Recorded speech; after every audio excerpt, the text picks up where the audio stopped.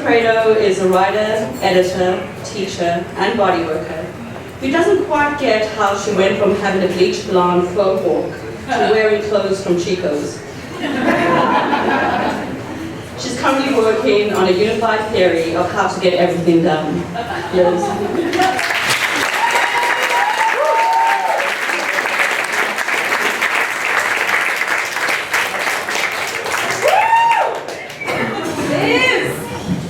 I think that works, yeah. Okay. You know, it's always so weird to be on stage because the lights, you can't actually see anybody out there. Brightness. So it's really weird to stand in for Tom because Tom, man, you know, nobody can stand in for Tom. I want to thank everybody for coming out tonight. This is a really great crowd and it is a good embodiment of the Portland literary scene and everything that's wonderful about it.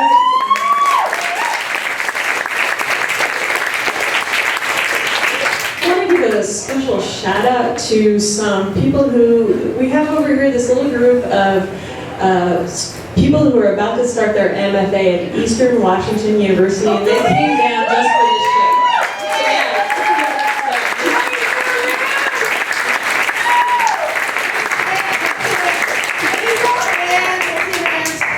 What? I want to see their hands. Over here. I tried to do that earlier. Okay.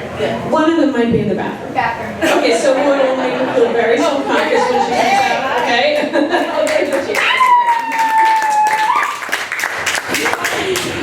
Okay, so I'm going to read this from an essay memoir-ish thing that hasn't been published anywhere and I've never read it anywhere before. So we'll see how that goes. And I'm going to just read the first third of it because it's painfully long. Okay.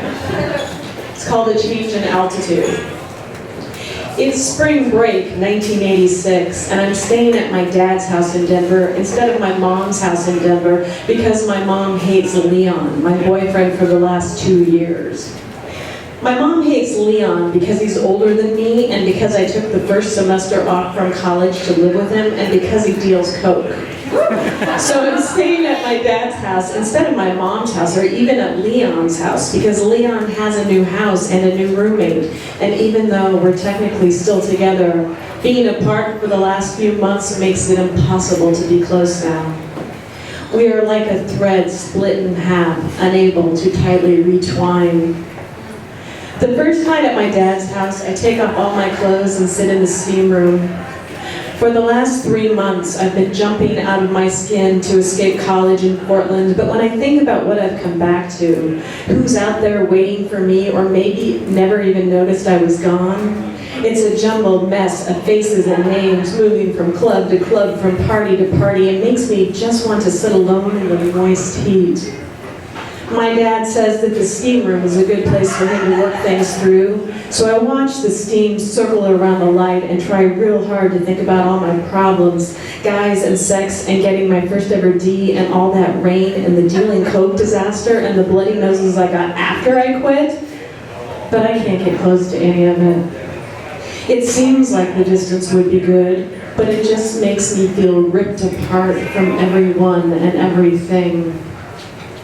I didn't mean to sell coke at school. But when my RA found out that Leon dealt back home, she said I should start selling in our dorm.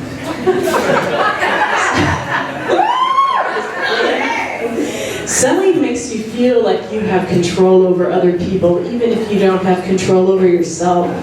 So I started moving a quarter here or there, never more than an 8-ball. When the rumor that someone on my floor was dealing got to the dean of students, my RA refused to rat me out and was fired and kicked off campus. I don't know if that was out of loyalty to me or because she figured I would rat her out too. After I get out of the steam room, I call Leon.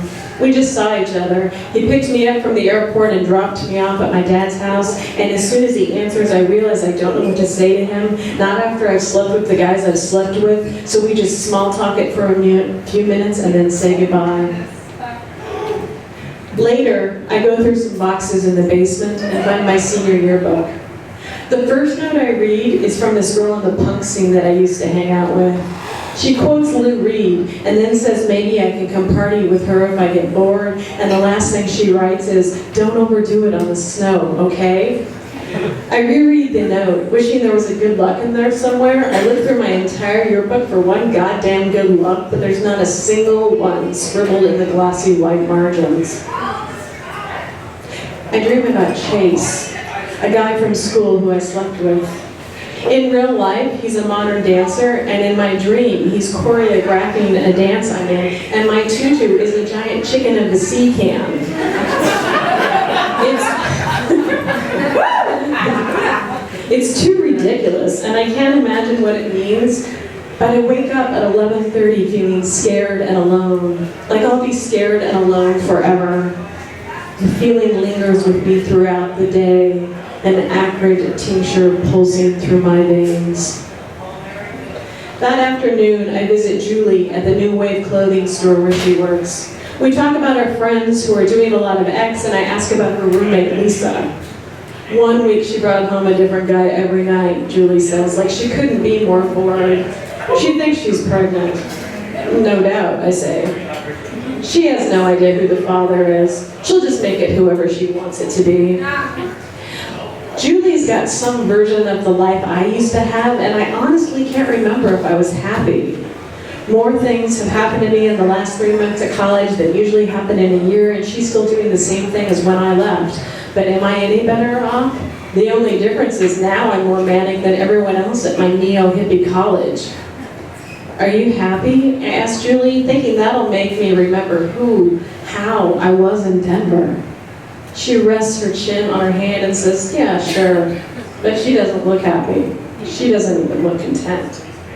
I tell her this and she shrugs. I need a change. We end the conversation by saying, yeah, we'll go dancing Sunday night, and I leave. My friends Rebecca and Adam and I are sitting on my bed and listening to the Psychedelic Furs and The Cure and Talking Heads and reading the liner notes, and we're real bored, so we decide to get some Coke. It's been 29 days since I've done it, and I at least wanted to make it to 60 to give myself some sense of accomplishment. I tell myself that just because I do it tonight doesn't mean I'm hooked again, and then I realize there's no such thing as hooked again. Hooked is hooked. And then that freaks me out. I wonder if the panic shows in my eyes, but Rebecca and Adam are putting on their coats like everything's fine, because that's how mechanical all this has come for us. We drive to Leon's new house where he lives with his new roommate, and Adam and Rebecca wait in my dad's Cadillac while I run upstairs to Leon's bedroom. He owns a cafe and has to be at work at 5 in the morning, so he's always in bed early now. Not like when we first met, when I had to lobby my mom to get my curfew changed from midnight to 1 a.m., and at first she didn't understand why that 1 hour made a difference, and it might have been the first time she realized that whatever Leon and I were doing wasn't all bad, but was about comfort and companionship too. I hug and kiss Leon and assure him we'll go out tomorrow night, and he gives me a seal and I feel like a coke whore. I tell him I love him, but I've got to go because Adam and Rebecca are waiting in the car. He says, yeah, she's probably giving him head by now, and I laugh and run downstairs. As I'm getting in the car, I realize I forgot to lock Leon's door and turn on the alarm behind me, which is super dicey with all that blow lying around. I start the car and drive away. Rebecca's sister is in Aspen, so we go to her apartment. Rebecca's sister lives alone and has a real job, and wouldn't that be something? To have a real job and a real apartment and a real life? Not like when Leon and I were playing house, knowing the entire time that I would leave for college in January, that there was a back door out of it all. I find a big mirror already spotted with Coke, and an empty Bic pen already caked with Coke, and Rebecca's freaking out because she didn't know her sister did Coke, and I'm wondering who doesn't. We talk about high school and parties and sex and our friends who have died, and none of that matters as much as the burning in my nose, the burning in my veins like a live wire let loose in there. That's the way this shit always goes. As we're leaving the apartment, it's like Adam finally sees the traces of panic in my eyes. Are you okay? He asks. But it's already much too late. We say goodbye in front of my dad's house.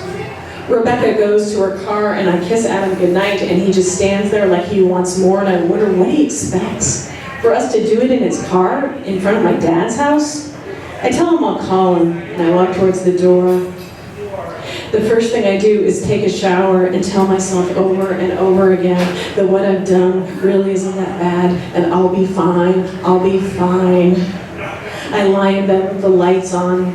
I try to remember the last time I was comfortable or content. Hell, I'm not even looking for happy. And it's so long ago that I can't recall it in my brain or my body.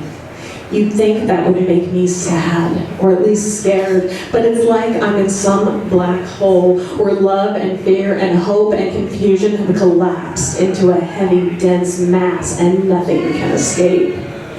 In Portland, I express emotion about every little thing. I sob and I shriek and I shake, and do I ever laugh? And I wonder, what is it about Denver that can make me act so detached? It must have something to do with the change in altitude. The red numbers on my clock read 4:07. I always think of morning as starting at 4:30, and that's all I have to do, get to sleep in 23 minutes. And it won't be like I was up all night. I have a sudden craving for orange juice. I think about how Rebecca's gained the freshman 15, and I can pinch an inch around my hips for the first time in my life too. And maybe Leon doesn't find me attractive anymore because he's always said it's important that his girlfriend be skinny. I think of the cover of Purple Rain, Apollonia, and some doorway staring at Prince, and he's not even close to staring at her. And that reminds me of The Lonely Petit Prince, and I can't remember if he ever made it home. And there's a line from an Echo and Bunnyman song, and I wonder if anyone knows how brittle my little heart really is. I hear my heart pounding and realize there are two separate beatings. One is fast, and the other is a thump, thump, thump. The fast, fast one is my heart, and the thump, thump is my head. I never end up sleeping. I listen to Why Can't I Have You by the Cars over and over. I watch the early morning news and see that ecstasy has been listed as a Schedule 1 drug, the same as heroin. And it's weird that one day a drug is legal and the next you're a criminal and a junkie for having it. I sit in the steam room and reread the chapters in The Prophet about how death is like standing naked in the sun and the wind, and how love will thresh and grind and crucify you. And I wonder why Gibran didn't make love seem like a much better deal than death. That afternoon, I'm staring through the skylight above my bed and listening to Grace Jones. I think of the last night I spent with Shane in Portland, when he wanted to rub his dick between my breasts until he came and told me not to tell anyone we were seeing each other. And I think of Craig and I fighting one minute and fucking the next, and then me crying and making him stop. And I think of Adam standing outside last night like he wanted something more, and the whole idea of sex seems really disgusting to me. And then there's Chase dancing on the stage without me. Thank you. Yeah.